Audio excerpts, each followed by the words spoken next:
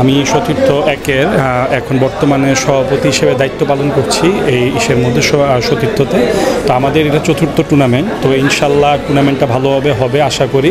4 দলের মাধ্যমে আমরা 4টা দলকে আমরা প্রত্যেকটা বন্ধুকে বিভক্ত করে দিব এবং 4টা দল হবে, খেলা হবে, ইনশাল্লাহ আমাদের জন্য দোয়া করব। আমি তানভীর আলম চৌধুরী সনেট, সতীর্থ 01 নারায়ণগঞ্জ হাই স্কুলের সাধারণ সম্পাদক 2024 সালের।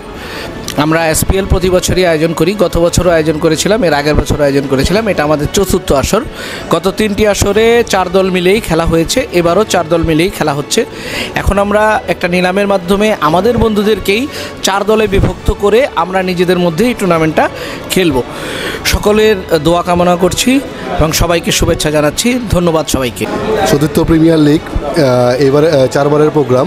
তো আমরা আশা করছি, গতবারও আমাদের টিম ছিল, গতবার আমরা উইনার হয়েছি, আশা করছি এবারও আমরা উইন করব ইনশাল্লাহ। সবার দোয়া কামনা করছি। Thank you. আমাদের দলের নাম রয়্যাল স্ট্রাইকার্স এবং আমি আরিফ জামান। প্রতি বছর এবারও আমাদের সতীর্থ 2001-এর আমাদের প্রিমিয়ার লিগে খেলা হচ্ছে, 4 বছর চলতেছে। আশা করি ইনশাল্লাহ এই প্রোগ্রামটা আমাদের আগামী ইনশাল্লাহ সুন্দর অনুষ্ঠিত হবে।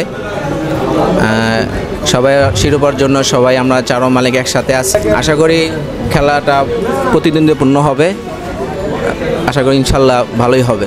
মানে আমাদের চতুর্থ টুর্নামেন্ট, আমাদের সতীর্থ 1 নারায়ণগঞ্জ হাই স্কুল বেচ একসাথে মিলে আমরা এই টুর্নামেন্টটা প্রতি বছর আয়োজন করি।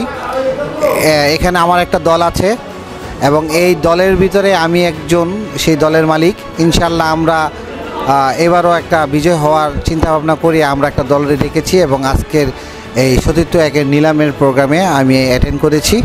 ইনশাল্লাহ আমরা বিজয় হওয়ার জন্যই আমরা এই দলটা রেখেছি। সতীর্থ 1 প্রিমিয়ার লিগ এটা আমাদের বন্ধুদের এক মিলন মেলা, বন্ধুদের বন্ধন সুদৃঢ় করার একটা ক্ষুদ্র প্রয়াস। তো আমি দুর্বার 11 টিমের ওনার।